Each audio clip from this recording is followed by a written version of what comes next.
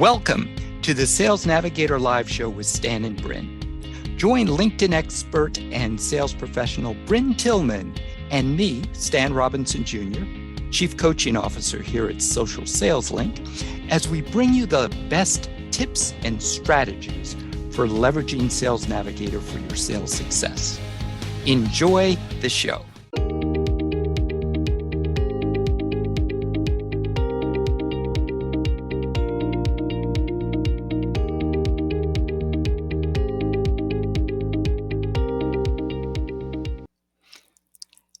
Hello, Brynne. How are you today? I am great, Stan. So excited to talk about this topic. It's one of my favorites. Yes, indeed. Referrals are gold. And I think people will be excited about it because I think for a lot of us, it's one that we're not using as much as we can and should, especially given the numbers that are out there in terms of people's willingness to give them. Mhm. And thank you for just popping that right in so everyone can see it. Yeah. So, And for those that are listening, we're talking about we're going to talk about some statistics that we got from Kinsta, KINSTA.com/blog/LinkedIn-statistics. So I am sending that your way, Stan. yes, thank you. Yep. So I think you all know us, Stan Robinson. I'm a Oh chief yeah. coaching officer here at Social Sales Link, and excited to be here with Brynne Tillman, LinkedIn Whisperer, LinkedIn expert, and founder here at Social Sales Link. Fun. So let's get started in this party. Yes. So one of the reasons we wanted to talk about referrals is because they are so powerful. And looking at some of these statistics, even more so than I realized, and it looks like they're becoming increasingly powerful. So, roughly 84% of buyers are strongly influenced by recommendations from friends and family. In this context, of course, we're talking about business colleagues, but the concept is the same. And here's the one that blew my mind: about 91% of customers said they'd be happy to give referrals. But conversely, only about 11% of salespeople actually ask for them.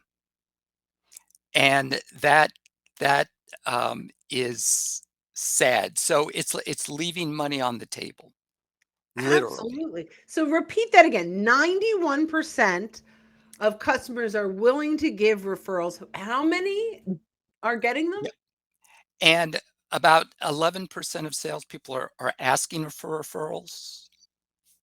So Stan, that's huge. yeah, yeah. So There are that's 80% referrals that are not happening that could be. that could be happening. That could be happening. That's big. So, yeah, so it's money that is being left on the table, and most of us can't afford to leave money on the table. So that is why referrals are. That's why we wanted to talk about these, because we could see it's an area that if you want a quick way to increase your revenue, build relationships with people who already know you, which is our best source of new business ideally. Mhm. Referrals are one way to do it. Now, a couple of things about referrals. Number one, when you look at a low cost way of generating leads, it's hard to beat the minimal amount of time it takes to ask for a referral. So, so asking for a referral is free. You don't It have to is. spend money on ads. Mhm. You don't have to try to do things with SEO, but all you have to do is ask. So number one, it's a low cost way of generating leads. Now, statistics also say that up to 50% of referrals convert to actual conversations. And when you think about other prospecting methods, Mhm. what percentage of your outreach turns into conversations with other forms of outreach? You know what's so interesting about this, Stan, when I think about what you're talking about? So many people will say, I don't have the time. I don't have the time. Or when I ask for referrals, they don't know who to introduce me to. We're going to fix that. Right. Um, but when you talk about this opportunity that's here that so few people are taking advantage of, I'm blown away at those opportunities that are being left on the table. And I think that, you talk about low cost of client acquisition. If you're, and this is in labor too, right? Like we think of client acquisition, we're paying our sales reps to cold call. Mhm. We're paying for software for campaigns. We're paying when really, especially if you have a seasoned sales team Team. that have had amazing clients that love them, why are we cold calling? Yep. Why are we spending money on Google ads? Why are we not leveraging the people that already love us? And you're right, it's really free. I mean, it's an amazing, and well, I don't want to jump ahead, but you keep going. But you're totally blowing my mind with some of these stats. Yep. Now, John, I see John here in chat makes a really good point. You have to perform. In other words, your product or service has to do what you say it's going to do in order to earn referrals. So that's a great point. You can't have a terrible product and expect people to refer you just because they did business with you. So thank you. That's an Uh, excellent point, John. It is, and if I could add to that, unless your client is thrilled with you, don't ask for a referral. Make sure you're fixing what's going on internally. Yep. We want all our clients to be as happy as possible, to be and asking for a referral is when we hit nirvana with them. So I Yep. love that. Yep. Exactly. Mhm, And another thing about referrals, and these two are related, is that when someone refers you to one of their colleagues or peers, mhm. they're basically transferring their credibility to you. Ooh, And that saves a huge amount of time in building that know, like, trust relationship. wait, So yeah, repeat that. That was a magic moment. When someone refers you there, they're transferring their credibility with the person that they're referring you to you. Now, yeah, yeah. go ahead. Go, keep going. This is magic. So it saves you a tremendous amount of time in terms of building that know, like, and trust relationship because a lot of salespeople will agree. The hardest thing is getting that first conversation. Mm, And if someone refers you, and Brynne will be talking about if there are different ways to refer, such as name dropping. The golden is when someone makes a phone call with you right there, but that's not going to happen all the time. right. But Yes, but regardless, though, one of the most powerful things about referrals is that transfer of credibility. So you don't have to start from scratch the relationship that's already been established between the person giving you the referral and the person you're being referred to. That yeah, there's so helps much you get started. magic in this. Like, the way my brain works is I hear you and I start like building, my gears are going. But let's take a look at how vital this is, right? We have built credibility in our network. This is key why we cannot be out connecting and pitching, why we have to be a resource. We have to be of value to our network. We have to be seen as a strong networker because people are we need to create relationships where people are willing to leverage their credibility for us to meet new people. Exactly. So, you could ask for referrals all day long, but if they don't feel comfortable referring you, it's not gonna happen. Mhm. So I love that. So that's gonna go back and, as Stan and I go weeks and weeks and weeks, we're gonna often talk about how being a resource first will help us convert. But Yes, what's the next point absolutely. here that for today? What's our So next point? related to that is the fact that referrals can help you shorten your sales cycle. Now, obviously, it depends on the type of product or service that you're offering, but just the fact that you're saving time in building the trust and credibility, it will save you time in your sales cycle. And the other is that referrals are a gift that can just keep on giving. As long as you keep asking for referrals, you have a source of great leads. Brenda, any thoughts on that? So let's think about this, right? If we're starting, and this is going to help seasoned professionals Yeah. significantly more than the brand new rep, right? Like this is important because you've got these relationships. The brand new rep can build it over time. But if you've been in business for a few years and people know you and they've bought from you, and you, to John's point in comments, that you've brought enough value to the table, we're now hitting that 91% of these folks that are willing to refer us. And willing to refer us is not one to one necessarily. And we'll get into how to do this in a little bit. But one client, well, let's think of, you have one client and one buyer that has many connections. You have one client with one buyer and three influencers with many connections. You have one client with one buyer, three influencers, and five users with lots of connections. So it's not, from that point, it's not one to one, right? There are many people within an organization where we've brought value that we can get Mhm. referrals from. And there are many referrals that we can get from each person. So if you go to your book of business and over the last 3 years, you've served 10 clients, there might be 50 people to reach out to. And of those 50 people, maybe there are 10 names that we want referrals to. So now, is that 500? Am I doing the math right? If we're doing it like that, yep. If we're doing the 50 times Okay. 10. So now we have 500 people to reach out to.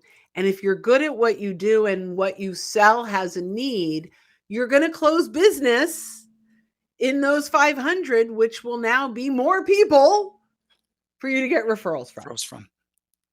Yep, thank you, because it is a never-ending building source of leads for you. John, thank you for sharing those resources. I did want to give a shout out to Rob Rashid. I haven't seen you in a while, so thank you for joining us.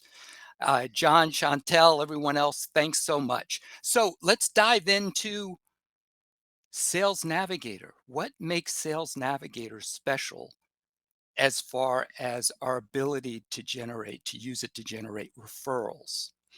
Now, one of the aspects is, of course, the search filters and the additional search filters beyond LinkedIn.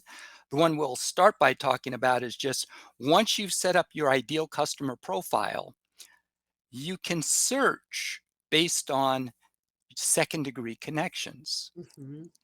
and see those shared connections. I believe that's what why LinkedIn and Sales Navigator call mutual and shared connections different words. I don't I understand. know. Because they're siloed and they don't talk to each They other. don't talk to each other. Yeah. But Yep. shared connections are perfect. Yes. So you can see exactly who those are Mhm. and then put together a strategy for how you want to reach out to them. Brynne, any thoughts on that, just in terms of using Sales Nav's capability like that? Yeah, I mean, there's so many amazing filters. We talked a little bit about them in a previous um, Sales Navigator Insights Live, whatever, Yep. but there are a few I just want to point out. My favorite is, it used to be called Spotlights. On some people, it's Y still Spotlights. Other Mine is people, still spotlights, yeah. okay. On other people's, it keeps moving, but you want to look for um, the the filter that's shared on LinkedIn in the last 30 days.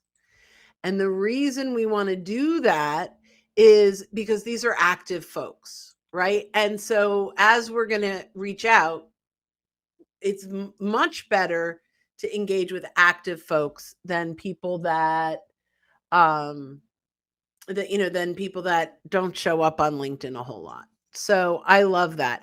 Depending on what you do for a living, ultimately, there are other things like change jobs in the last 90 days. So, uh, Mhm. if you are someone that, maybe a financial advisor with a 401ks to roll over, or maybe you have a hard time getting into companies because they're really happy with their vendor and switching is difficult. Well, if someone is new in a job, they may be more open because they want to make change.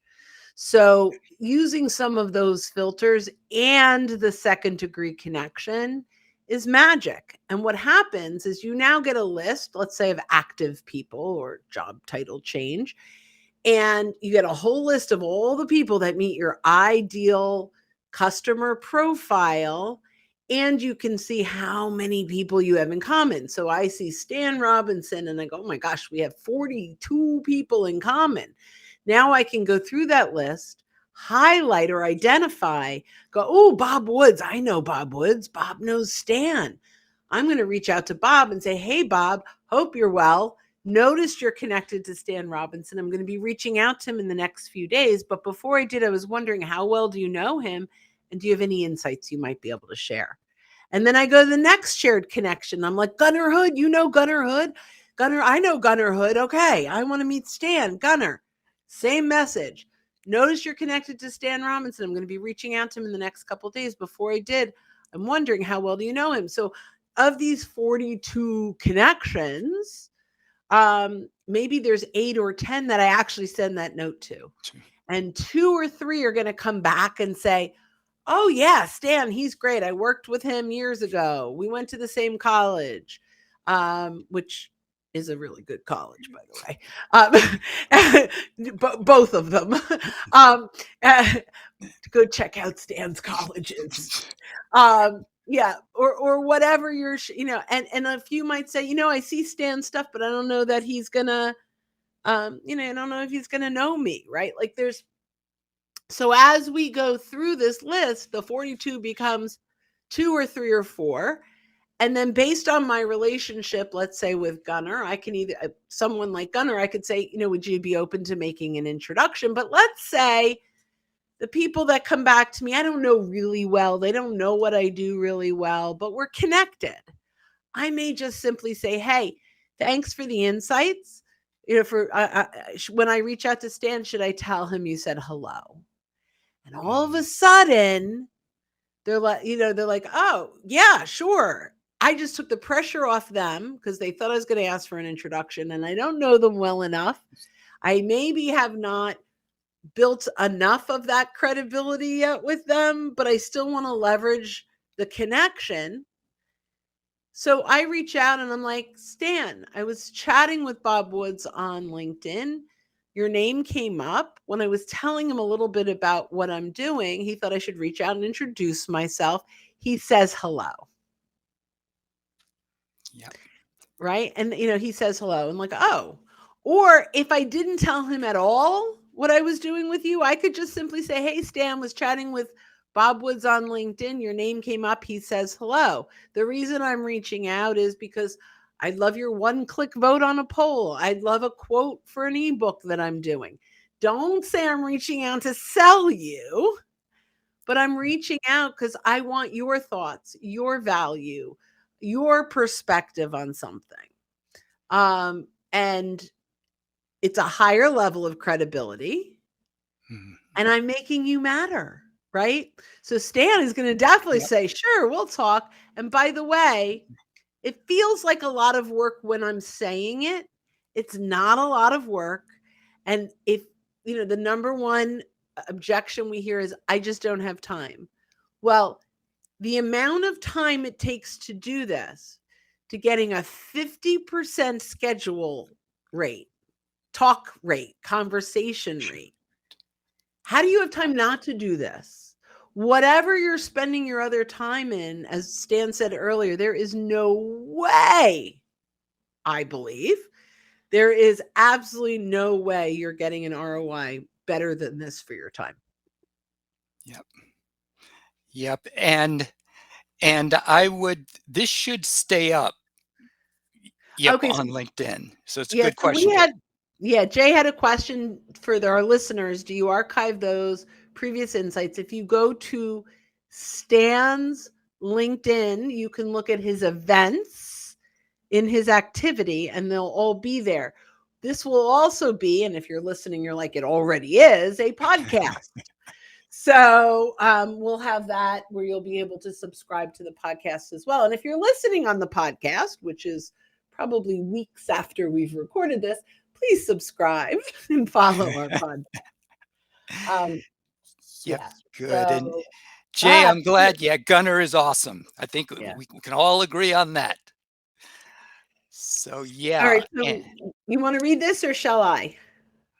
so real quick, great question, Rob. Been thinking about referrals a lot since I've only been in my territory for less than a year and still building relationships with current customers.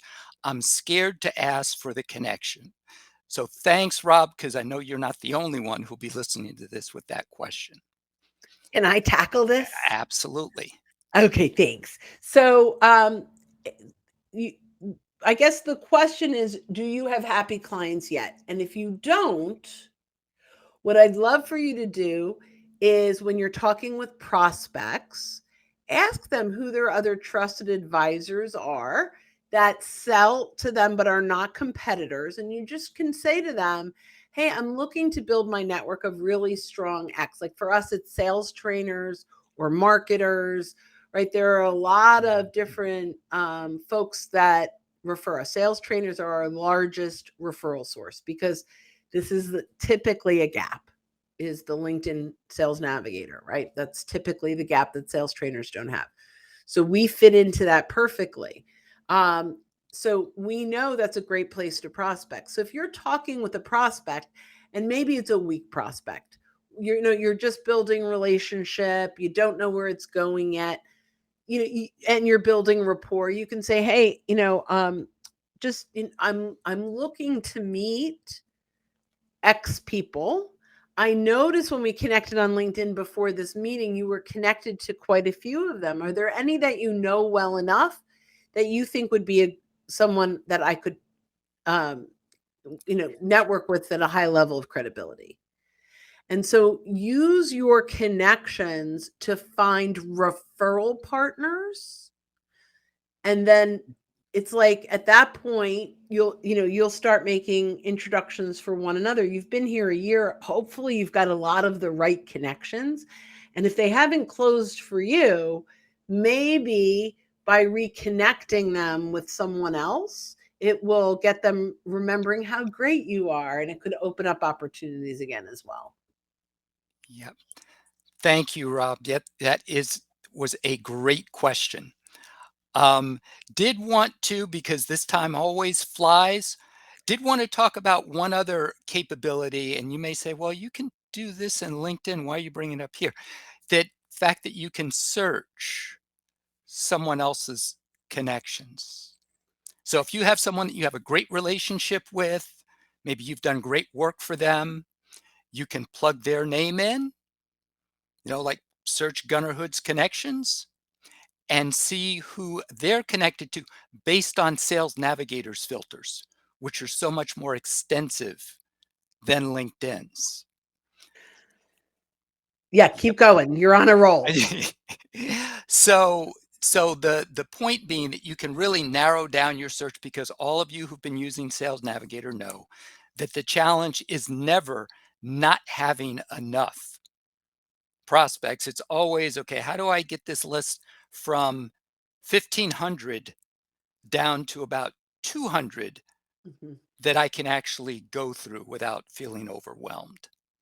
So the ability to search your connections based on some very specific filters. Go Some of ahead, those go ahead. filters, now we talked about some of those spotlight, not spotlight anymore, but, some of the filters at that point, sometimes, like, you and I are in the greater New York area, Yeah. but sometimes like that, you have um, this huge list, so maybe I'm gonna say Linden and Westfield and Clark and right? And I'm gonna look at 5 towns. Or this is what you can do on Sales Navigator that you can't do in the free, a 10-mile radius, Mhm. right? So we can bring that down, especially if we're back on the road and we want to visit people in person. In person. Yep, exactly. Exactly. And one other thing that we did want to point out also is that when in Sales Navigator, when you're in an account, you can look at your first degree connections within that account as well. Mm. So any of you, if you're doing account-based marketing or account-based selling, when you're in your account, because sometimes people change companies, and you may think, well, I know where my good buddy John Smith is working or what he's doing, but it's impossible to keep up with, especially once you've started to build a significant network. So Sales Nav can easily surface people for you at your target accounts. You can easily just look for your first degree connections at accounts that you're trying to penetrate. Yeah, and Mhm. this is a filter that went away from Sales Navigator, and I begged them. I'm like, This is so important." So I'd like to think I brought it back, but I'm sure I didn't.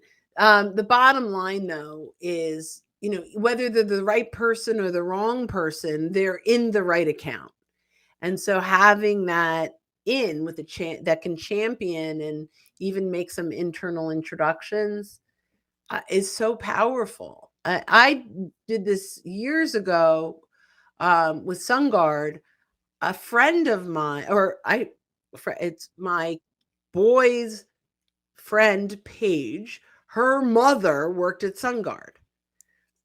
I reached out to her. Actually, I saw it on LinkedIn, but I reached out on Facebook because I had never had a LinkedIn engagement with her before, and we were friendly. So I reached out to Jean and we had a wonderful conversation, and she came to a class and then brought me in to meet the right people. It's a longer story than that, but then SunGuard became my client. So, she was not the decision maker, but she had enough relationships internally to get me there. Yeah, exactly. So I put up real quick, if you guys have like deeper questions that you want to get answered, if you go to socialsaleslink.com/events and scroll down, once a month we have a group coaching call that's open to everyone, and you could come in and ask Dan or myself any of your Sales Navigator questions. So I just wanted to put Yeah, good that. deal. Okay, is that it? Did And we get through everything? we actually covered what we promised to. Along those lines, I'd encourage you to go back and listen to some of these, because one of the things I love about working with Brynne is the ideas that she talks about. They sound great when you listen to them the first time. When you go back and listen to them again, you say, "Oh my goodness," because she's all about being authentic. And Mm. I don't know if many of you may have mothers like mine who basically said, always tell the truth because then you don't have to remember what you said. So a Right. small example, if Brynne is direct messaging with someone on LinkedIn, in her outreach, she says, "I was chatting on LinkedIn with John or Okay. Sue," specifically on LinkedIn. So it doesn't make it sound like she was on the phone with the person. Good point. So something as small as that, and when you go back and listen to the recording again, you'll see exactly what I mean. So you'll pull some more nuggets from that. Yeah, and if you happen to be on a phone call, you could say, "I was on a phone call, I was on a Zoom call," but you're right. If it's just LinkedIn messaging, you need to be authentic. So thanks for bringing that out. We live in a world of a lot of inauthenticity. It doesn't mean that we need to follow suit. That's why we're anti-automation, everything, no one is answering my messages but me. And sometimes it takes a little longer for me to get to them, but know that it's me. um, and I think it's really, really important that I love that you said that this is our voice. It's Mhm. authentic. And that when we show up, it's exactly we match exactly the way we sound on LinkedIn is the way we're gonna sound. So I got to write gonna instead of going to, because that's how I sound. Sorry. But Yep. but ultimately that we're going to sound the same way that we do. It's just important. So I appreciate that you brought that out. And by the way, that's one of the reasons I love working with you, because you are as authentic as it gets. So thank Thank you. you. Much appreciated. And thanks to all of you for joining us. John, Rob, great question. Yep. Kurt, Jay, John, for the resources that you shared. And look forward to seeing you next week. Same time, same place. And Yeah. let your friends know. Brynne, Bye, thank you. guys. Thank you. Bye now. Thanks for listening. And join us again for more insights on Sales Navigator and social selling strategies that will differentiate you from your competitors and accelerate your sales success. In the meantime, you can go to socialsaleslink.com/library for free content on LinkedIn, Sales Navigator, and social selling.